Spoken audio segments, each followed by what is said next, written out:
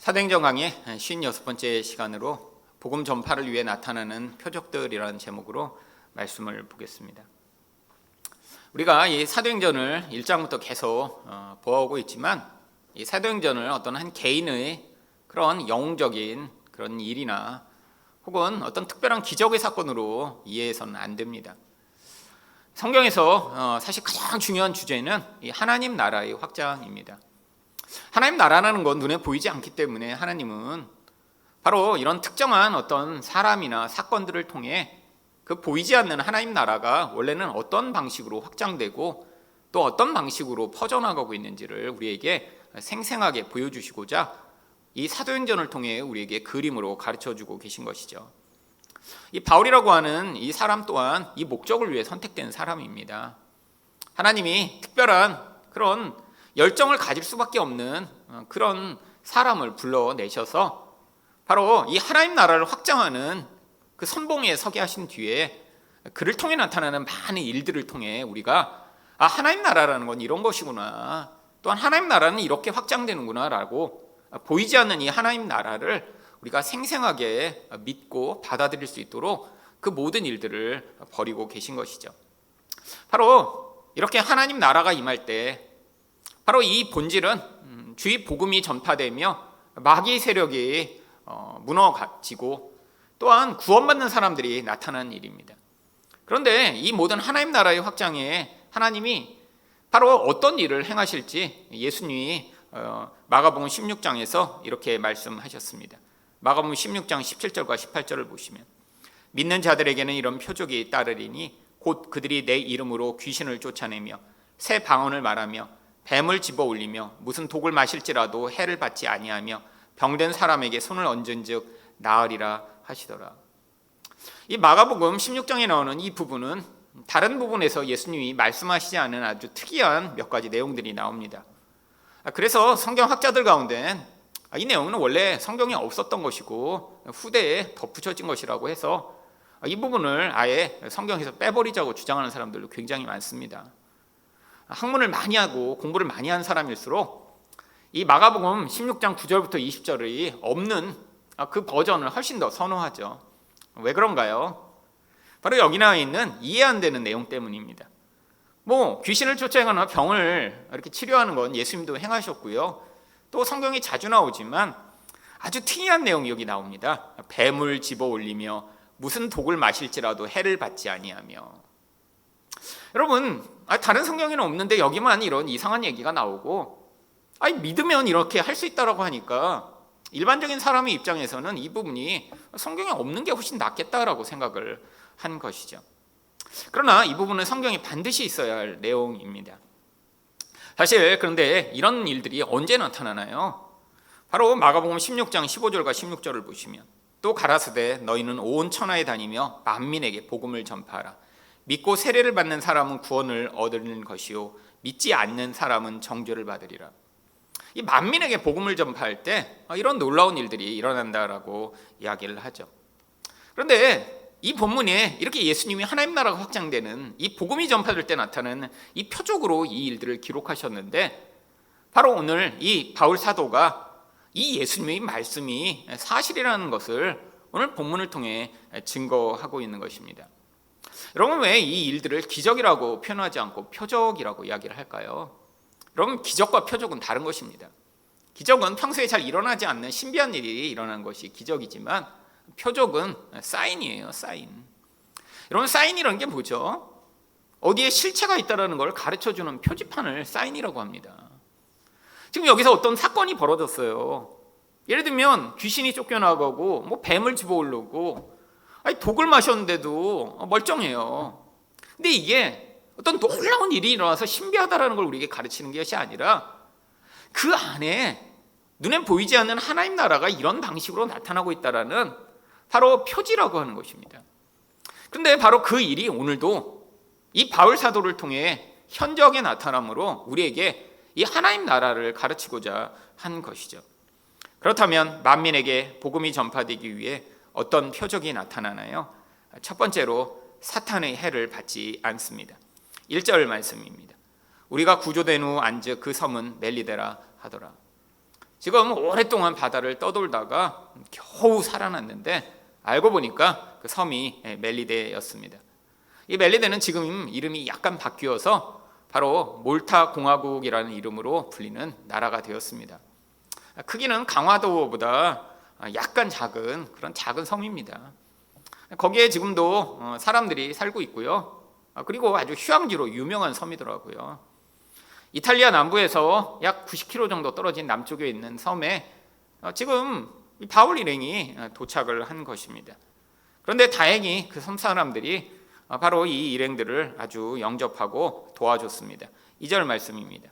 비가 오고 날이 참해 원주민들이 우리에게 특별한 동정을 하여 불을 피워 우리를 다 영접하더라. 물론 이 사람들이 섬 주민이긴 하지만 바로 이 로마의 영향력을 아주 크게 받고 있던 지역이었습니다.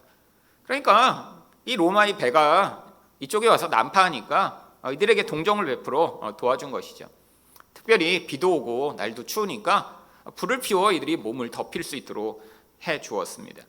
그때 바울에게 무슨 일이 벌어졌나요? 3절 말씀입니다. 바울이 나무 한 묶음을 거두어 불에 넣으니 뜨거움으로 말미암아 독사가 나와 그 손을 물고 있는지라. 여러분, 그 섬에 도착한 사람이 276명이나 돼요. 근데 하필이면 바울이 나무를 불에 넣다가 거기에서 독사가 나와. 그것도 한번 물고 가버린 게 아니라 그냥 바울이 손을 계속 물고 있는 상태가 되었습니다. 여러분, 이건 반드시 죽을 수밖에 없는 상황이죠. 아니, 보면 정말로 지질이 운이 없는 그런 상황이죠. 그렇게 많은 사람들이 있었는데 하필이면 왜 바울의 손을 그렇게 물고 지금 이런 죽음이 임박한 상황이 나타난 것일까요? 그러니까 이 상황을 목격한 사람들이 뭐라고 이야기합니까? 4절 말씀입니다. 원주민들이 이 짐승이 그 손에 매달려 있음을 보고 서로 말하되 진실로 이 사람은 살인한 자로다. 바다에서는 구조를 받았으나 공의가 그를 살지 못하게 함이로라 하더니. 지금 사람들이 이 바울이 죄수인 건 다 알고 있습니다. 근데 이 심각한 폭풍을 지나며 도착했는데 거기에서 이렇게 지금 독사가 손을 꼭 물고 결국 죽을 수밖에 없는 상황이 되니까 사람들이 야, 저 폭풍은 지났지만 정말 이 공의로운 신이 있다면 이런 상황을 통해 저를 심판하신 것이구나 라고 판별을 한 것이죠. 그런데 이상한 일이 벌어집니다. 5절 말씀입니다. 바울이 그 짐승을 불에 떨어버림에 조금도 상함이 없더라. 여러분, 독사라는 게 어떤 것인가요? 뭐 물고 그 다음날쯤 몸이 아프네 이런 게 아니라 여러분, 이 혈관 속으로 피가 주입되기 때문에 빠르게는 몇 초, 길어야 몇 분 내로 사람이 쓰러지고 결국 심장이 멎어서 죽게 되어 있습니다. 사람들이 기대한 거예요. 곧 죽겠구나. 근데 거기다가 불에다가 독사를 떨어서 버린더니 멀쩡해요. 결국 사람들이 어떻게 반응을 했나요? 6절 말씀입니다. 그들은 그가 붙든지 혹은 갑자기 쓰러져 죽을 줄로 기다렸다가 오래 기다려도 그에게 아무 이상이 없음을 보고 돌이켜 생각하여 말하되 그는 신이라 하더라. 여러분, 이게 사람들 반응이죠. 죽을 것 같아 라고 기대하고 계속 지켜보고 있었는데 죽지 않고 멀쩡하니까 이제 또 반대로 이야기해요. 신인가 보다. 여러분, 근데 이건 뭘 보여주나요? 바울에게 어떤 재수없는 상황이 벌어진 것을 이야기하는 것이 아니라, 아니면 바울은 이렇게 아무 뱀에나 물려도 괜찮은 특별한 능력을 가진 사람이라는 걸 보여주는 것이 아니라 바로 예수님이 말씀하신 표적을 이 바울을 통해 우리에게 보여주시고자 하신 것입니다. 마가복음 16장 18절 상반절을 다시 보시면 뱀을 집어 올리며 무슨 독을 마실지라도 해를 받지 아니하며. 여러분, 예수님이 이렇게 말씀하셨어요. 복음을 전하는 자들이 이렇게 정말 뱀을 만나게 될 거야. 또 이렇게 독을 마시게 되는 이런 상황이 있을 거야. 근데 걱정하지 마. 이 모든 것이 너에게 영향을 미칠 수 없어. 여러분, 근데 우리가 정말 인생을 살며 우리도 이렇게 복음 전파의 사명을 받았습니다. 우리 또한 우리를 통해 하나님 나라가 확장돼야 돼요. 근데 우리가 이렇게 뱀을 만나거나 이렇게 독을 마실 기회가 있나요? 여러분 가운데 나중에 혹시라도 저 뱀에 물렸어요 하면 이건 정말 우리 교회 생긴 이래로 제일 기적과 같은 사건일 것입니다. 뱀을 볼 일도 없고 만날 일도 거의 없어요. 뭐 지난 일주일 동안 뱀 만나신 경우가 있으신가요? 가끔 이렇게 산에 가면 어쩌다 보는 경우 있죠. 여러분, 도대체 여기 성경이 예수님이 이런 특별한 상황을 말씀하셨는데 무엇을 얘기하신 것이죠? 여러분, 어떤 무식한 사람들은 이거를 문자 그대로 성경을 받아들여야 된다고 믿는 사람들이 있습니다. 그거를 신학적으로 근본주의라고 이야기를 하죠. 이 근본주의자들은 성경을 문자 그대로 다 믿어야 된대요. 성경에 숫자가 나오면 그 숫자도 그대로 믿어야 돼요. 근데 이제 성경을 그렇게 보기 시작하면 많은 문제가 발생하기 시작합니다. 성경은 문자대로 보는 게 아니에요. 성경은 그 의미의 명확한 것을 찾아내 그 의미를 받아들여야 되는 것이죠. 여러분, 근데 어떤 사람들은 이렇게 성경을 문자대로 믿지 않으면 그거는 신앙이 없는 것이라고 주장하는 사람들이 있습니다. 여러분, 특별히 이게 어떤 기복적이거나 신비주의인 것이랑 합쳐지면 아주 위험한 상황들을 만들어요. 여러분, 미국에도 조지 헬리스라는 어떤 목사가 나타나 바로 이 구절을 가져다가 사람들에게 설교하기 시작했습니다. 믿음이 있으면 뱀을 집어도 괜찮다고 성경이 이야기하고 있고 예수님이 말씀하셨다. 아무 독을 마셔도 괜찮다. 나는 믿음이 있는 사람이기 때문에 괜찮다. 그러고 해서 이분이 뭘 하셨냐면 뱀이 잔뜩 들어있는 통을 가져다 놓고 예배 시간마다 거기다 손을 넣어서 뱀을 집어 올리신 거예요. 여러분, 몇 번은 괜찮았죠. 결국 1955년에 독사에게 물려 예배드리던 중에 즉사하셨습니다. 이렇게 한 명이 미련한 짓을 하고 나면 그 다음에는 이거 아니구나 깨달아야 되는데, 이 오순절 계통에 이런 분들이 좀 계시거든요. 신비한 능력이 나한테 나타나 내가 얼마나 믿음이 크고 놀라운 사람인가 증명하고 싶은 이 영웅주의에 빠진 사람들. 그 다음에도 여러 명이 죽었어요. 가장 무식한 사람은 지난 2004년에 돌아가신 어떤 목사님인데, 자기 아버지도 뱀 잡았다가 돌아가셨는데 그 아들이 우리 아버지는 믿음이 좀 약한 것 같은데 나는 조금 더 세다라고 증명하고자 또 뱀을 집었다가 2004년에 마지막으로 또 뱀에 물려 돌아가신 목사님이 됐습니다. 최근이에요. 2004년이면. 여러분, 참 무식하면서 변태적인 신앙이죠. 여러분, 예수님이 그런 이야기 하신 거 아닙니다. 여러분, 뭘 얘기하고 있나요? 여러분, 지금 보이지 않는 하나님 나라를 그림으로 우리에게 가르쳐 주시고 계세요. 이 뱀이라는 존재는 무엇을 모형하고 있나요? 여러분, 바로 창세기서부터 하나님 나라를 끊임없이 방해하는 이 사탄을 모형하고 있는 존재죠. 여러분, 우리는 실제 뱀에 물려 죽을 확률은 거의 없습니다. 우리가 지금 이렇게 농촌에 살거나 산을 자주 다니면 그럴 확률이 있겠지만 도심에 살며 뱀에 물려 죽을 확률이 얼마나 되겠어요. 여러분, 근데 여러분이 성도라면, 여러분이 하나님 나라를 확장하는 사명이 있고 그런 삶을 살고 계시다면 여러분이 사탄의 공격을 받을 확률은 100%입니다. 100%. 여러분, 눈에 보이지 않지만 사탄은 끊임없이 우는 사자처럼 삼킬 자를 찾으며 돌아다녀요. 여러분, 사탄의 공격이 가장 심한 사람이 누구일까요?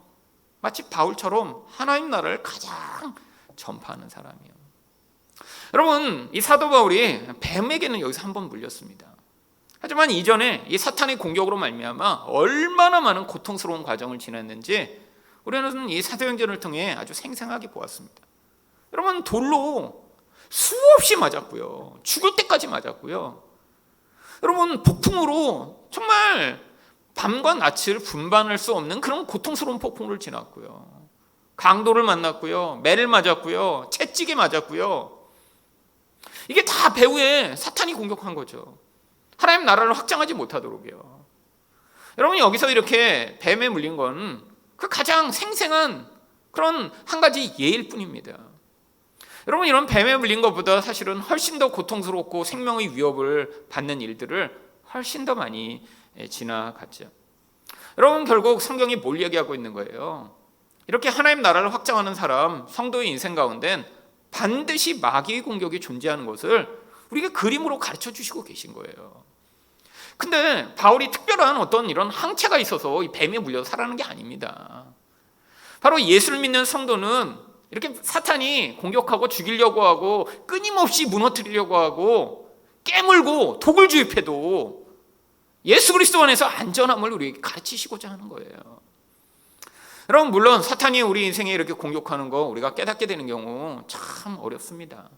지나보면 알게 되죠. 근데 영적이에요. 그것도 하나님이 보호하심도 영적이지만 이 사탄의 공격도 영적인 경우가 많습니다. 하나님이 만약에 보호해 주시지 않았다면 그 많은 과정을 우리가 어떻게 지날 수 있었을까요? 여러분, 우리가 알지 못해 감사하지 못하고 알지 못해 은혜로 받아들이지 못할 뿐이죠. 여러분, 성경에서 사탄은 창세기서부터 끊임없이 하나님 백성을 유혹하고 넘어뜨리고 계속해서 공격을 합니다. 여러분, 이 뱀이 가장 처음 나온 곳이 어딘가요? 창세기 3장 1절입니다. 여호와 하나님이 지으신 들짐승 중에 뱀이 가장 간교하더라. 뱀이 여자에게 물어 가로되 하나님이 참으로 너희더러 동산 모든 나무의 실과를 먹지 말라 하시더냐. 여러분, 창세기 3장부터 나와서 바로 아담과 하와를 꼬셔 바로 원죄를 짓게 만듭니다. 여러분, 근데 이 뱀이 그냥 뱀인가요? 여러분, 성경이 이게 그냥 뱀이 아니라고 얘기를 해요. 이 뱀의 정체에 대해 그래서 요한계시록 12장 9절은 뭐라고 얘기하나요? 큰 용이 내어 쫓기니 옛뱀 곧 마귀라고도 하고 사단이라고도 하는 온 천하를 꿰는 자라. 여기서 옛 뱀이라고 부르는 게 바로 창세기에 나왔던 그 뱀을 이야기하고 있는 거예요. 그래서 영어로 가면 The Asian Serpent, 그 옛날에 있던 그 뱀, 그놈, 이렇게 돼 있어요. 창세기에서 나와서 아담과 하와를 꼬셨던 그 뱀. 여러분, 뱀의 형태로 나타나 아담과 하와를 꼬셨던 마귀를 얘기하는 거죠. 여러분, 끊임없이 이렇게 하나님 백성들을 무너뜨리고 공격하는 이 뱀과 같은 간교한 이런 악의 실체예요. 여러분, 근데 이런 뱀에 인간이 유혹을 당했는데 구약에서 출애굽한 이스라엘 백성들이 범죄했을 때 하나님이 어떻게 그들을 심판하시나요? 민수기 21장 6절 말씀입니다. 여호와께서 불뱀들을 백성 중에 보내어 백성을 물게 하심으로 이스라엘 백성 중에 죽은 자가 많은지라. 여러분, 하나님이 뱀을 보내서 또 이스라엘 백성들을 물어 죽이게 하세요. 근데 그냥 뱀이 아니라 이 뱀들을 불뱀이라고 부릅니다. 왜 불뱀이라고 부르냐면 독이 너무 강해서 이 뱀에게 물리면 몸이 불타듯이 뜨거워지다가 죽어서 불뱀이라고 하는 거예요. 그래서 이 뱀을 아마 독성 코브라라고 생각을 하고 있습니다. 광야에 있는 뱀들이거든요. 근데 왜 하나님이 불뱀을 보내셨을까요? 여러분, 이들이 했던 그 무서운 죄가 무엇인가 보여주시고자 하신 것이죠. 여러분, 이들이 왜 이렇게 불뱀에 물려 죽었는지 민수기 21장 5절은 이렇게 이야기합니다. 백성이 하나님과 모세를 향하여 원망하되. 여러분, 지금 누구를 원망하는 거예요? 보이지 않는 하나님, 그들에게 은혜를 베푸신 하나님, 애굽에서 구원하신 하나님을 원망할 뿐 아니라 모세는 바로 그들을 인도하는 바로 중보자며 그들의 지도자며 인도자입니다. 보이지 않는 하나님과 보이는 인도자를 다 원망하고 불평하며 뭐를 주장해요? 어찌하여 우리를 애굽에서 인도하여 내어 이 광야에서 죽게 하는가? 그럼 만약에 그 애굽에서 인도하지 않았으면 어떻게 됐어요? 계속 노예 상태로 고통하며 울부짖는 상황으로 살고 있을 텐데, 노예로 살다가 고통하며 울다가 죽을 텐데 하나님이 구원하셨더니 왜 우리를 구원해 줬어? 라고 하며 이렇게 지금 폐악질을 벌이고 있는 이 모습이에요.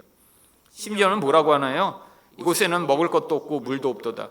근데 진짜 먹을 게 없고 물이 없나요? 우리 마음이 이 하찮은 음식을 싫어하노라. 음식은 있는데 내가 원하는 걸 안 준다는 거예요. 여러분, 하나님이 뭘 주셨나요? 메뚜라기를 주셨고 만나를 주셨습니다. 이 만나를 성경이 뭐라고 하냐면 천사들의 음식이라고 불러요. 하늘에 있는 천사들만 먹는 그런 신비한 음식이래요. 그렇죠.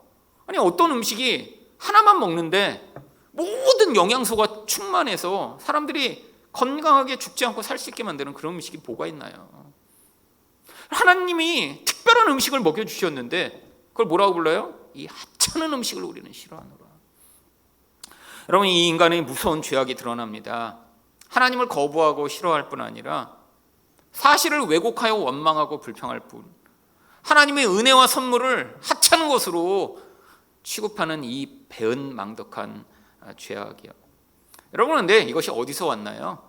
바로 그 옛뱀에게 깨물려 인간 몸에 독이 주입돼서 그래요. 여러분, 이 죄라고 하는 게 바로 뱀에게 꿰물린 인간 안에 흘러다니는 바로 독과 같은 요소입니다. 인간의 원모습은 다 파괴돼 버렸어요. 인간이 이 독으로 말미암아 끊임없이 독을 쏘아내고 있는 것입니다. 여러분, 인간 안에서 쏟아져 나오는 이 독을 우리는 자주자주 목격하죠. 여러분, 자신 안에서 나오는 이 부정적인 말, 더러운 감정들을 통해 우리는 목격합니다. 여러분, 자신에게 목격하지 못하는 분들은 주변 사람들에게 자주 보는 분들 계세요. 어떤 사람은 입으로 끊임없이 원망하고 불평하고 지적하고 비판하고 비난하고 공격하고 분노하는 그 모습들, 여러분 뱀 같지 않나요? 여러분, 실제로 여러분 독을 주입하고 깨무는 건 아닌데 누군가 이렇게 분노와 미움이 가득 담긴 말을 담아 쏟아낼 때 여러분, 그걸 듣는 사람은 정말 뱀에게 깨물린 것처럼 고통스럽고 독이 주입된 것처럼 고통할 때가 많이 있죠. 근데 이게 모든 인간이라는 거예요. 어떤 특정한 나쁜 놈들만 이렇게 하나님을 원망하고 이렇게 모세를 비난하며 공격하는 게 아니라 모든 사람들이 모습인데, 이 모든 사람들이 누구예요? 하나님이 애굽으로부터 구원하신 하나님 백성들이에요. 여러분, 하나님 백성들이 자주자주 그럽니다. 하나님, 왜 내 인생을 내 마음대로 살게 하지 않으세요? 하나님, 내가 원하는 건 이건데 왜 이걸 안 주세요? 여러분, 끊임없이 인생마다 내가 원하는 내 인생을 달라고, 나를 하나님처럼 만들어 달라고 하나님을 향해 분노를 쏟아내며 원망하죠. 여러분, 근데 하나님이 이들에게 살 길을 열어주십니다. 어떻게 열어주시죠? 민수기 21장 8절입니다. 여호와께서 모세에게 이르시되 불뱀을 만들어 장대 위에 달라 물린 자마다 그것을 보면 살리라. 여러분, 하필이면 왜 그 뱀을 매달아 달라고 하신 것일까요? 바로 너희가 그 자리에 매달려 뱀처럼 되어 죽어야 할 것임을 가르쳐 주시고자 한 거예요. 너희가 불뱀이야. 하나님을 깨물고 이웃을 깨물고 독을 주입하며 파괴하는 너희가 불뱀이야. 여러분, 근데 그 뱀을 본 자마다 살아나요. 그걸 통해 뭘 가르치시고자 한 것이죠? 요한복음 3장 14절과 15절을 보시면 모세가 광야에서 뱀을 든 것 같이 인자도 들려야 하리니 이는 저를 믿는 자마다 영생을 얻게 하려 하심이니라. 여러분, 예수가 바로 뱀처럼 되셔서 십자가에 매달려 죽으신 것입니다. 우리가 거기 매달려 죽었어야 돼요. 우리가 불뱀이에요. 우리가 남을 깨물어서 남을 불타서 죽게 만들 정도로 고통하게 만드는 그런 더럽고 추한 존재인데, 하나님이 우리를 거기에 매달아 죽이신 게 아니라 바로 죄가 없으신 예수를 매달아 죽으심으로 그를 보고 믿는 자마다 살아나게 하시기 위해 예수를 매달아 죽이신 것이죠. 여러분, 이제 우리에게 살 길이 열렸습니다. 우리가 뱀이고 우리가 사실 사탄이었어요. 그래서 예수님이 뭐라고 얘기하십니까? 이 사탄의 자식들아. 성경이 자식이라고 번역했죠. 원래 우리가 흔히 사용하던 용어로는 새끼예요, 새끼. 이 뱀 새끼들아, 이 사탄의 새끼야. 여러분, 새끼라는 게 뭐죠? 부모를 똑같이 닮은 존재예요. 마귀가 하는 짓이 뭡니까? 비방하고 원망하고 불평하고 깨물고 남 파괴하는 존재예요. 여러분, 인간은 그렇게 살 수밖에 없는 존재입니다. 왜? 그 마귀에게 깨물림을 받아 마귀처럼 변해버렸어요. 여러분, 요즘 좀비 영화 굉장히 많잖아요. 좀비에게 물리면 제일 무서운 게 뭐죠? 좀비처럼 되는 거예요. 아니, 조금만 물렸어요. 근데 조금 있으면 좀비처럼 돼버려요. 여러분, 이게 인간의 모습입니다. 나는 별짓 안 했는데요? 어쩔 수 없어요. 아담부터 물린 그 유전이 바로 인간을 다 똑같은 존재가 되게 만들기 때문이죠. 근데 우리에게 살 길이 열렸습니다. 원래 내가 매달려 죽었어야 할 자리에 예수가 매달려 죽으셨음을 본 자들은, 그걸 믿는 자들은 바로 우리를 바로 그 무서운 죽음의 형벌로부터 구원하셔서 생명을 주시겠다고 약속하신 것이죠. 여러분, 이제 우리는 뭐에 면역된 자가 됐나요? 그래서 이제는 뱀독의 면역장대가 된 거예요. 여러분, 사탄이 우리를 100번 1000번 깨물러도 이제는 우리는 죽지 않는 자가 된 것입니다. 영어로는 invincible이라고 합니다. invincible. 여러분, 이 기회에 한번 단어를 알아가시면 좋을 것 같아요. invincible. 여러분, 나는 무적이야. 여러분 무적이에요. 이제 우리 다. 그럼 뱀 깨물라고 해보세요. 그래서 진짜 뱀한테 깨물려고 하시면 안 됩니다. 제가 얘기했잖아요. 마귀요, 사탄이요. 여러분, 걱정하지 않아도 돼요. 한국 성도들 가운데 이 더러운 귀신과 마귀에 두려움을 가진 사람들 너무나 많이 있습니다. 이걸 이용해 장사한 사람들 너무 많아요. 사람들이 쉽게 넘어갑니다. 복음을 전하면 별로 반응이 시큰둥해요. 근데 이 귀신 얘기하고 마귀 얘기하고 그러면 사람들이 막 흥분합니다. 왜? 어려서부터 많이 들었고 기본적 정서가 이 귀신 얘기와 마귀 얘기에 뭔가 호기심을 가지게 돼 있어요. 여러분, 한국에도 이 기독교계에 정말 귀신 이 열풍이 벌었던 때가 있죠. 지금은 많이 그래도 잠잠해졌습니다. 여러분, 바로 성락교회라고 하는 이 김기동 목사, 귀신으로 1970년대부터 90년대까지 진짜 사람들에게 영향을 많이 미쳤습니다. 여러분, 이 성락교회가 사람이 가장 많을 때 몇 명이 다닌 줄 아세요? 15만 명이 다녔습니다. 15만 명. 정말 150명만 돼도 많은데, 그러면 15만 명이 다녔어요. 150명, 1,500명, 15,000명, 그래야 15만 명이에요. 얼마나 사람들이 많이 모였는지. 여러분, 여기 신도림에 가면 세계 선교센터라고 센터를 줘놨습니다. 그 센터 본당 좌석수가 몇 개인 줄 아세요? 22,000석이에요. 22,000석. 여러분, 근데 이 김기동 목사 벌써 몇 년 전에 죽었고요. 그리고 지금 교세가 엄청나게 줄어들었죠. 줄어들어서 아직도 2만 명이 다닙니다. 2만 명. 여러분, 이 한국 사람들의 기본적 정서가 어떤지 알 수 있어요. 여러분, 김기동 목사가 뭘 가르쳤죠? 모든 것은 다 귀신이라고 가르친 거예요. 감기만 들어도 감기 귀신, 배 아프면 배 아픈 귀신, 부부싸움하면 부부싸움 귀신, 머리 아프면 머리 아픈 귀신, 대머리는 대머리 귀신, 다 귀신이에요. 다 귀신. 자기가 귀신을 쫓으면 다 낫는다는 거예요. 심지어는 예수님이 세상에 오신 목적도 인간을 구원하러 오신 게 아니에요. 김기동 목사가 뭐라고 얘기했냐면, 예수가 세상에 오신 목적도 마귀와 싸워 이기시기 위해 세상에 오셨다고 가르쳤죠.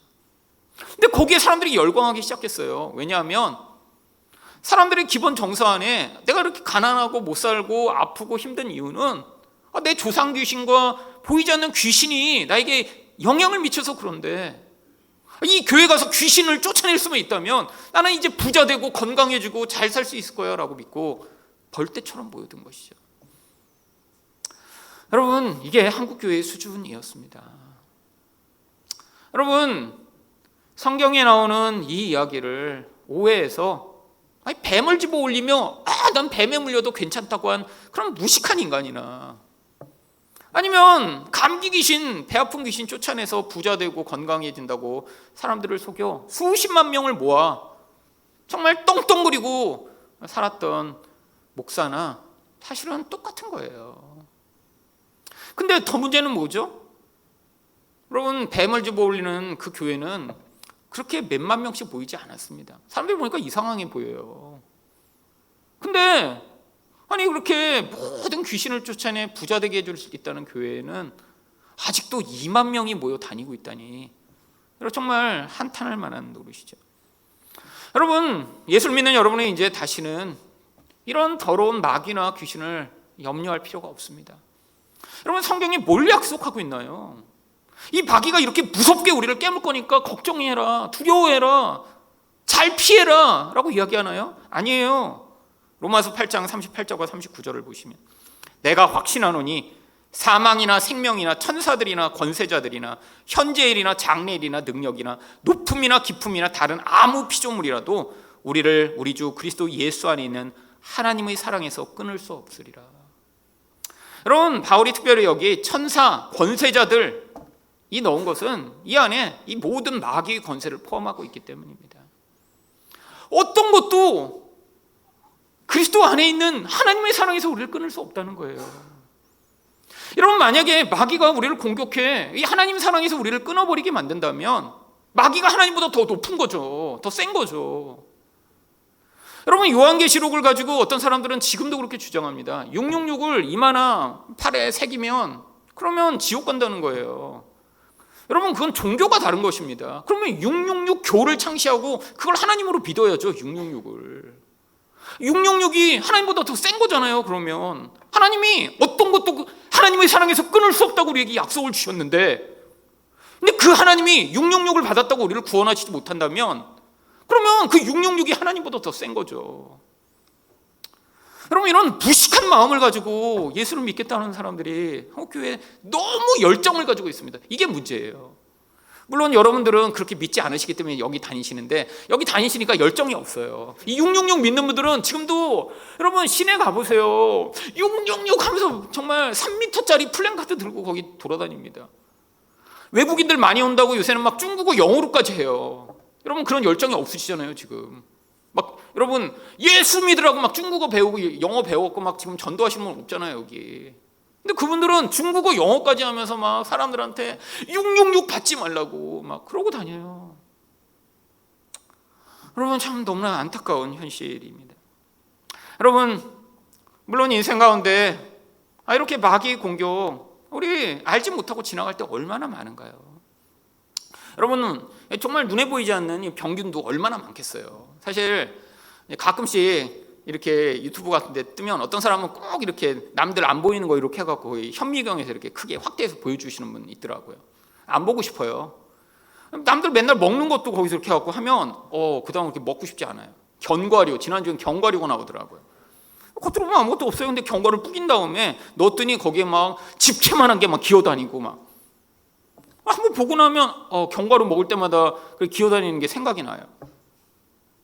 여러분 다 볼 수 있으면 아마 우리 살지 못할 겁니다. 아무것도 못 먹겠죠. 여러분 근데 영적으로도 마찬가지입니다. 여러분 마귀를 우리가 보고 더러운 영을 우리가 인지할 수 있으면 살 수 있을까요? 그렇잖아요. 교회 왔는데 아는 분은 뭐 몇십 명인데 모르는 사람이 더 많아. 그럼 살 수 있을까요? 옛날에 제 제자가 한 명이 그렇게 영적으로 정말 증산도에 가서 기도받고 나서 눈이 열려갖고 자꾸 그런 보이지 않는 게 보이면서 계속 정말 자살 시도를 수없이 많이 했습니다. 근데 하나님이 안 보이게 하시는 게 너무 감사해요. 저도 감사합니다. 저는 뭐 잘 못 봐요 그런 거. 보고 있으면 얼마나 무섭겠어요 솔직히. 근데 제 인생 가운데도 얼마나 많은 공격이 있었을까요? 많이 있었습니다 정말. 나중에 보니까 정말 마귀가 한 게 맞는 것 같다. 정말 그렇게 느낀 적 너무 많았어요. 여러분 저희 가정에도 사실은 이 마귀가 공격해서 나쁜 일들이 많이 일어났다고 생각합니다. 근데 어떤 경우에는 정말 이게 마귀 공격이구나 라고 느끼게 된 경우도 있죠. 사실 저희 가족이 대학생 때 가족 예배를 매일 드렸습니다. 근데 저녁에 모여서 가족 예배를 드리는데 제 여동생은 약간 영적으로 민감했어요. 뭐 보고 이러는 거예요. 이전에도 뭐 그런 거 본 적이 있습니다. 자주. 근데 그날은 예배 드리다 말고 갑자기 울면서 손가락을 가르치는 거예요. 근데 벽 위에 어떤 파란 눈을 가진 귀신이 자기를 무섭게 쳐다보고 있대요. 그러고 우리가 예배 드리다 말고 어디 그랬더니 저기래요. 우리는 안 보이죠 뭐. 어디야? 그랬더니 저기 안 보여 저기. 안 보이죠 당연히. 이건 이제 진짜인 것 같아요. 막 울어요. 그러고 너무 무섭다고 막 계속 쳐다본대요. 이렇게 눈을 가지고 막. 그래갖고 이게 이제 마귀가 우리 가족을 시험하려고 그러는구나. 그래갖고 평소에는 그냥 찬양 하나 하고 뭐 성경 하나 읽고 그러고 끝났는데 그날은 막 열심히 찬양하고 또 막 귀신이 보고 있다니까. 계속 보고 있어. 예수 이름은 부르는 자. 막 정말 열을 내갖고 막 1시간씩 막 찬양하고. 그리고 또 누가 얘기하셨어요. 이 귀신이 보혈 찬양을 싫어한다. 그래서 피 들어가는 찬양 막 그런 거 그냥 계속 그냥 예수 이름 뭐 하면서 예수 이 피 하면서 부르고 막 한참을 막 불렀어요. 그래서 이제 뭐 안 보인대요. 그래서 이제 우리가 이겼구나. 근데 이긴 게 아니었습니다. 새벽 2시쯤 집에 전화가 왔어요. 옛날에는 뭐 집 전화니까 요즘처럼 꺼놓지도 못하잖아요. 온 가족이 깼어요 다. 그 새벽에 누가 전화하겠어요. 아버지가 나가서 받으시더니 갑자기 큰일 났다. 그러더니 나가시는 거예요. 아버지 회사에서 사고가 났습니다.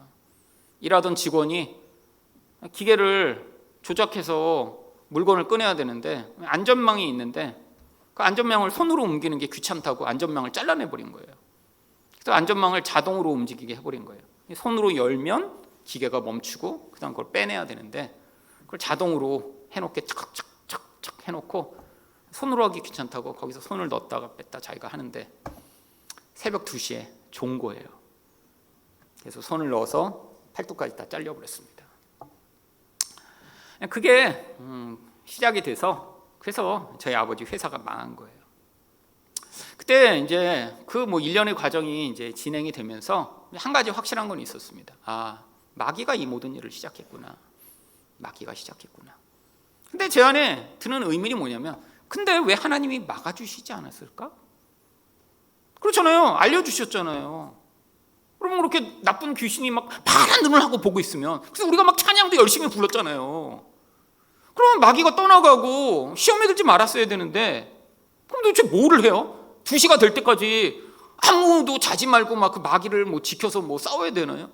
할 수 있는 건 다 했어요. 근데 막아주시지 않았어요. 나쁜 일이 일어났고요. 결국 그 일이 시작이 돼서 아버지 회사가 부도가 났고요. 그리고 결국 아버지는 감옥에 가셨고요.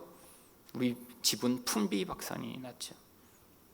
여러분, 그때 그래서 제가 신앙적으로 너무너무 무너지기 시작한 거예요. 이 하나님, 이런 파란 눈의 귀신도 못 막아주는 하나님이라면 정말 별 믿어도 소용없는 신 아니야? 아니었습니다. 하나님은 그 일을 통해 오히려 우리가 진짜 구원받게 되는 그 놀라운 은혜의 과정을 시작하셨던 일이죠. 여러분, 그때 일어난 정말 아버지 회사가 부도를 당하고 우리가 그렇게 가난하게 된 건요, 인생에서 경험할 수 있는 최악의 일이 아니었어요. 여러분, 인생에서 부도 날 수 있죠. 가난하게 될 수 있죠. 근데 뭐 죽을 때까지 가난한가요? 한번 부도 났다고 인생이 완전히 망가지고 다 끝장인가요? 아닙니다. 하나님이 오히려 그 일을 통해 새로운 길을 인도하셨어요. 여러분, 최악은 무엇이냐면 이런 일이 일어날 수 있죠. 근데 그때 믿음을 저버리는 거예요. 하나님을 거부해버리는 것입니다. 여러분, 그런 사람이 있어요. 누군가 아팠는데 기도했는데 낫지 않는다고 믿음을 버리는 사람이 있어요. 아니, 열심히 기도했는데 부도나고 경제적으로 어려웠다고 교회 떠나는 사람이 있어요. 이건 최악입니다. 인생에서 일어날 수 있는. 여러분, 사람인데 어떻게 평생 안 아플 수 있나요? 사람인데 이런 문제가 없을 수 있나요? 있을 수 있죠. 근데 여러분, 이건 최악이 아니에요. 이 과정을 통해 오히려 하나님이 더 놀라운 일들을 행하실 수 있습니다. 우리 하나님은 부활의 하나님이시며 능력의 하나님이세요. 여러분, 마귀는 우리 가정을 그렇게 망하게 만들려고 했어요. 회사에 그렇게 어려운 일을 벌였고 우리 아버지도 감옥에 가시게 만들었고 정말 아주 고통스러운 인생을 허락했는데 오히려 그 과정을 통해 저희 가족은 믿음을 배웠고 저희 아버지도 그래서 결국 나중에 목회자가 되시고 저도 목사가 되고 제 여동생도 목사랑 결혼했습니다. 여러분, 물론 다 목사가 되는 건 아니에요. 저희 가정에 있었던 그 치명적 사건이 워낙 깊었기 때문에 하나님이 거기서 부르시고자 특별한 이 일을 사용하셨던 것이죠. 돌아보면 그 눈파란 귀신은 귀인이에요. 귀인. 그렇잖아요. 우리 가족을 이렇게 원래 가야 될 길로 인도했던 그런 아주 좋은 존재였습니다. 그렇잖아요. 그 눈파란 귀신이 그때 개입하시지 않았더라면 우리 가족이 이렇게 제가 진짜 가야 될 길을 걷지 못하고 있겠죠. 여러분, 하나님은 이 모든 것에서 불구하고 우리를 구원하시는 분이십니다. 여러분, 걱정하지 마세요. 여러분, 주변에 자꾸 누군가 이런 나쁜 얘기를 해요? 두려우세요? 그럼 겁나지 마세요. 여러분, 어떤 것도 그리스도 안에 있는 하나님의 사랑에서 끊을 수 없음을 믿는 여러분 되시기를 축원드립니다. 두 번째로, 만민에게 복음이 전파되기 위해 어떤 표적이 나타나나요? 두 번째로, 병든 자들이 치유됩니다. 7절 말씀입니다. 이 섬에서 가장 높은 사람 보블리오로 하는 이가 그 근처에 토지가 있는지라 그가 우리를 영접하여 사흘이나 친절히 머물게 하더니. 그러면 이 섬에 아주 높은 사람 또한 환대를 해서 이렇게 영접을 합니다. 근데 마침 8절에서 그 가장 높은 보블리오의 부친이 아파 있는 상황이었습니다. 보블리오의 부친이 열병과 이질에 걸려 누워있거늘 바울이 들어가서 기도하고 그에게 안수하여 낫게 하며. 여러분, 이렇게 환대를 받았는데 또 바울은 이런 하나님의 특별한 치유의 능력이 있으니까 기도해서 낫게 하는 거 너무 당연한 일이죠. 여러분, 너무 당연한 일들 여기서 벌어지는 것 같습니다. 9절도 보면 그랬더니 소문이 난 거예요. 여러분, 옛날에는 아프면 이렇게 변변한 치료의 수단이 없으니까 정말 사람들이 얼마나 고통 많이 했겠어요. 그러니까 평균 수명이 30-40세밖에 안 됐죠. 누군가 이렇게 병을 낫게 하더라 소문이 나자마자 9절에서 무슨 일이 벌어지나요? 이러므로 섬 가운데 다른 병든 사람들이 와서 고침을 받고 또 다 이렇게 나음을 입어요. 그랬더니 당연히 여러분, 이렇게 아프다가 낫는데 가만히 있겠어요? 여러분, 10절을 보시면 후한 예로 우리를 대접하고 떠날 때에 우리 쓸 것을 배에 실었더라. 또 그들이 아주 잘 환대를 했습니다. 여러분, 이 이야기도 사실은 그런데 여러분, 이 바울처럼 특별한 능력을 가진 사람을 만나야 병이 낫게 된다는 걸 이야기하는 것이 아닙니다. 여러분, 이 한국 교회 가운데도 이렇게 병치료의 능력을 가지신 분들이 있으셨어요. 전 부인하지 않습니다. 여러분, 유명한 분들 계셨고요. 그리고 그들을 통해 병이 나은 사람들 많이 있고요. 심지어는 저희 할아버지도 그렇게 병이 나으셔서 그래서 저희 가정에도 복음이 들어왔죠. 여러분, 근데 제가 뭐라고 말씀드렸어요? 어느 곳이나 복음이 처음 전파될 때 하나님이 예수가 누군지도 모르는 사람, 구원이 누군지도 모르는 자들에게 가장 큰 관심을 불러일으킬 수 있는 일이 이 병치료이기 때문에 이 병치료의 은사를 통해 사람들을 구원의 길로 인도하신다고요. 여러분, 한국 교회도 병치료가 많이 나타날 때 있었습니다. 근데 그때가 어떤 때랑 겹쳐요? 복음이 처음 들어와 교회가 처음 시작되는 때랑 겹쳐 있는 것이죠. 여러분, 지금도 그래서 복음이 처음 전파되고 교회가 처음 시작되는 곳에는 이런 병치료의 은사가 있습니다. 네팔, 인도네시아, 브라질, 아프리카. 여러분, 이런 데는 사람들이 이 복음을 받아들일 수 있는 준비가 안 돼 있어요. 그러니까 그냥 눈에 보이는 기적을 통해 와, 저기 가면 산다 그래서 교회로 몰려드는 거예요. 여러분, 그런데 이 육체의 질병 또한 바로 영적 질병의 그림입니다.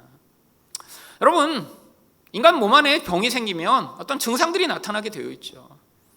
여러분, 그 증상이 나타나면 속 안에 보이지 않지만 어떤 병이 있는 걸 우리가 유추해서 알게 되는 것입니다. 여러분, 간암에 걸렸다고 저 사람이 간암이다 바로 알게 되는 경우는 없어요. 간암에 걸려서 그 간암이 이제 점점 발전하게 되면 외적인 어떤 증상을 나타낸답니다. 뭐 배에도 통증이 있겠죠, 당연히. 체중이 빠지고 심한 피로감이 나타나고 황달이나 복수가 차기 시작한답니다. 그러면 간에서 문제가 생겨서 황달이 생기고 체중이 빠지는구나, 유추해서 알게 되는 거죠. 간 자체는 통증을 못 느낀답니다. 근데 그게 가져오는 어떤 결과를 통해 이 사람에게 병이 있구나 유추하죠. 물론 요즘은 뭐 옛날부터 기계가 발달하고 그래서 다 뭘 찍어갖고 다 보고 알 수 있겠죠. 근데 중요한 건 무엇인가요? 외적인 것을 통해 보이지 않는 어떤 내적인 증상을 판단할 수 있다고 하는 것입니다. 여러분, 우리에게도 심각한 문제는 무엇인가요? 바로 이 죄라고 하는 것입니다. 근데 죄는 제가 계속 말씀드리지만 영적인 거예요. 여러분, 보이지도 않고 우리가 경험할 수도 없고 그 실체도 알 수 없는 게 죄라는 것입니다. 죄를 가장 잘 이야기하는 것은 영적 공허함이에요. 하나님의 생명이 사라져버린 그냥 공허요. 그러니까 그것 자체로는 우리가 알 수가 없는 존재예요. 그냥 공허 자체입니다. 아무것도 없는 거예요. 근데 이 죄는 뭘 만들어내요? 증상을 만들어냅니다. 마치 간암에 걸리면 배가 아프고 황달이 나타나듯 인간 영혼 안에 이 깊은 공허감이 있으면 그게 어떤 증상으로 나타나게 되는 거예요. 여러분, 가장 현저한 이 죄의 증상이 무엇인가요? 바로 채울 수 없는 영적 갈망입니다. 이걸 욕망이라고 하죠. 여러분, 이게 바로 죄가 만들어내는 가장 현저한 증상입니다. 아무리 무엇인가 가져도 뭘 성취해도 여러분, 끊임없는 갈망에 시달리는 이 영적 갈망이요. 여러분 안에 이 갈망이 뭘 만들어내나요? 중독을 만들어냅니다. 여러분, 이 시대처럼 물건이 많은 시대가 어디 있나요? 근데 물건이 많아도 계속 또 사고 싶어요. 또 갖고 싶어요. 저도 이 중독적 이 시대에서 좀 약간 한 발 떨어져서 따라가지 않고자 쿠팡을 작년까지 안 했습니다. 쿠팡하면 이거 너무 유혹을 많이 받을 것 같아요. 왜냐하면 전 이 배송료 때문에 쫓아내갖고 배송료 그렇게 하다가 배송료 있으면 안 사. 그리고 안 사는 경우 많았거든요, 옛날에. 그렇잖아요. 7,000원짜리 사는데 배송료 3,500원 내려면 너무 아까워요. 그래갖고 안 사고 그랬는데 어쩔 수 없이 쿠팡을 하게 됐습니다. 저는 안 했는데 저희 집에서 쿠팡 뭘 해야 된대요. 그래갖고 이제 들었는데 보니까 이 정말 이 배송료 공짜로 해주고 무료 반품 보니까 제가 너무 쿠팡을 자주 하고 있는 거예요. 아내가 그래요. 옆집에 쿠팡 뒀냐고. 문 열면 쿠팡이 있어요. 그렇잖아요. 소스 떨어졌네? 시키면 저녁에 와 있어. 계란 떨어졌네? 옛날엔 마트에 가거나 어디 코스코 갔는데 안 가요, 요새. 그냥 시키면 다음날 와 있어요. 그래서 제가 느꼈어요. 이거 배송료 공짜로 해주고 이런다고 이것도 내가 너무 빠졌구나. 그래서 이제 이틀에 하나만 사자. 좀 이제 절제해야겠다. 여러분 사람마다 이 쇼핑만 그런가요? 끊임없이 이 갈망이 채워지지 않습니다. 여러분, 우리 안에 있는 이 끊임없는 중독적 경향성. 왜 그렇죠? 근원 안에서는 사실은 영적으로 공허해서 그래요. 여러분, 사람마다 자기가 중요하다고 하는 것 가지면 가질수록 목마름이 더 심합니다. 여러분, 돈이 중요하다고 생각하는 사람은 아니 저 정도면 많이 있는 것 같은데 그보다 더 갖고 싶어 해요. 여러분, 저처럼 소시민은 와 1억만 통장에 있어도 정말 떼부자인 것 같다 이렇게 느끼겠죠. 그렇죠? 1억이라는 현금을 가져본 적도 없고. 그러니까 근데 여러분 1억이 생긴 사람은 1억 가지고 만족하는 사람이 어디 있나요? 10억쯤 있어야 되고. 여러분 10억 있는 사람은 여러분 10억이면 엄청 큰 돈입니다 사실은. 그렇잖아요? 근데 10억으로 만족하나요? 아니요. 이게 인간의 끊임없는 영적 공허를 보여주는 증상이죠. 여러분 여기가 끝이 아닙니다. 이게 사람으로 이 공허가 나타나면 다른 사람을 나의 도구로 삼고자 하기 때문에 여기서부터 또 깊은 관계적 갈등이 나타나죠. 여러분 인간은 사람으로 말미암아 행복감을 느끼는 그 행복의 요소가 가장 큽니다. 원래 사랑하는 존재로 태어났기 때문에 여러분 가장 친밀한 관계에서 깊은 사랑을 느껴야 되는데 근데 그 사랑을 느끼려고 할 때마다 뭐가 우리를 가로막나요? 이 인간의 이기성이 서로 충돌하면서 더 이상 사랑할 수 없게 되죠. 여러분 그래서 우리는 더 갈등을 경험합니다. 사랑하고 싶은데 더 친밀해지고 싶은데 그럴 때마다 인간의 이 깊은 이기적 욕망이 서로를 도구로 만들며 충돌하죠. 여러분 그 과정 가운데 또 우리가 많이 경험하는 게 뭔가요? 부정적 감정들입니다. 여러분 이 부정적 감정으로 말미암아 고통하는 사람들 많죠. 자기 스스로도 고통하는 사람 많아요. 여러분 우울하고 억울하고 화가 나고 정말 두렵고 슬프고 근데 마음 안에서 이 감정이 사로잡으면 이걸 해결하지 못하는 사람들 너무너무 많이 있습니다. 여러분 다른 사람들의 감정으로 말미암아 고통하는 사람들 많아요. 가까운 사람이 화낼 때, 가까운 사람이 소리 지를 때, 가까운 사람이 두렵게 할 때 여러분 정말 그것처럼 고통스러운 건 어디 있나요? 사실은 근데 이 모든 것이 다 뭐라고요? 죄가 만들어내는 병리적 증상들입니다. 여러분 그냥 화 한 번 내고 나서 그래 나는 화를 내는 사람이야가 아니에요. 이 분노라고 하는 감정의 뿌리에 뭐가 있다고요? 내 마음대로 모든 걸 하고 싶어하는 이 무서운 영적 죄성이 사로잡고 있다고요. 다른 사람에게 분노하는 이유가 뭐죠? 그 사람을 내 원하는 대로 하고 싶었는데 안 되니까 그래서 내 깊은 영적 뿌리 안에서 분노가 치밀어 오르고 나에게 이익이 되지 않을 때 미워하게 되는 거죠. 여러분 이 병리적 증상이 가장 가득한 관계가 그래서 가족입니다. 여러분 인간은 혼자 절대 살 수가 없어요. 근데 혼자 살 수 없기 때문에 가족을 만들었는데 가족 안에서 이 병리적 죄의 증상이 가장 현저하게 드러납니다. 너무 공허해서 사랑할 사람을 찾았어요. 그래서 사랑할 사람을 만났다고 생각했는데 그 사람 때문에 가장 많이 화가 나고 가장 밉고 가장 큰 고통을 경험하게 되죠. 여러분 왜 그런가요? 내 사랑한다는 그 사랑 자체도 너무나 이기적이기 때문이에요. 나의 유익을 위해 그 대상이 필요했던 거죠. 내가 외롭지 않도록 나의 필요가 채워지도록 그 대상이 필요했던 거죠. 여러분 인간은 절대로 다른 사람의 필요를 채워줄 수 있는 존재가 아닙니다. 겉의 필요는 채워줄 수 있어요. 뭐 추우면 옷 사줄 수 있고 배고플 때 밥 먹여주는 건 할 수 있죠. 근데 그거는 대체제가 너무 많아요. 여러분 밥 맛있는 식당 얼마나 더 많은가요? 여러분 돈만 있으면 옷은 얼마든지 살 수 있죠. 근데 인간이 진짜 필요로 하는 그 깊은 따뜻한 친밀감은 여러분 사람을 통해 얻어낼 수 있는 게 아닙니다. 근데 인간은 여러분 그런 영적 깊은 갈망은 깨닫지 못하고 당장 눈에 보는 것을 사람에게 얻어내고자 하니까 문제인 것이죠.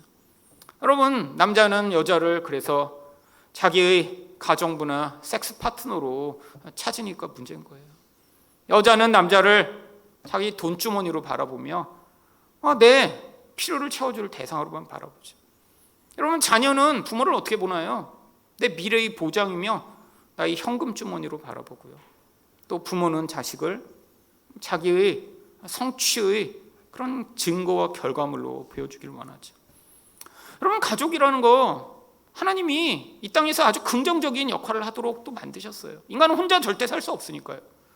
연약한 존재가 성장해 나갈 수 있도록 보호의 틀이 되고 사랑하며 살도록 만드셨는데 문제는 죄가 들어와 버린 거예요. 그래서 가장 가까운 관계인데도 끊임없이 갈등하고 고통합니다. 여러분, 이 안에서 뭐가 나타나죠? 여러분, 밖에서는 보이지 않는 부정적 감정들이 가정에서 가장 많이 보이게 됩니다. 여러분, 가장 많이 화낸 곳이 어디세요? 교회세요? 여러분은 정말 대단하세요. 어떻게 교회에서 가장 많이 화낼 수 있죠? 이건 불가능합니다. 아마 여러분이 인생에서 교회에서 가장 많이 화내셨으면 아마 이 교회 다니시기 좀 힘들었을 거예요. 아마 성도들이 전부 저를 찾아와서 목사님, 아무개 집사님 어떻게 해보세요. 그럴 거 아니에요? 물론 교회에서는 화 거의 안 냅니다. 근데 사실 어디서 제일 많이 화내셨죠? 집에서 화냈죠. 여러분, 아직 결혼 안 한 분들은 누구한테 제일 많이 화냈죠? 엄마한테 제일 많이 화냈죠. 그렇잖아요? 여러분, 결혼한 사람들은 누구한테 제일 많이 화냈죠? 남편이나 아내한테 가장 많이 화냈겠죠. 물론 남편과 아내한테 화내다가 해소가 안 된 사람들은 자녀한테 화낸 사람들 굉장히 많죠. 다 뭐예요? 인간이 얼마나 죄인임을 보여주는 증거이죠. 여러분, 이것 또한 하나님이 의도하신 거예요.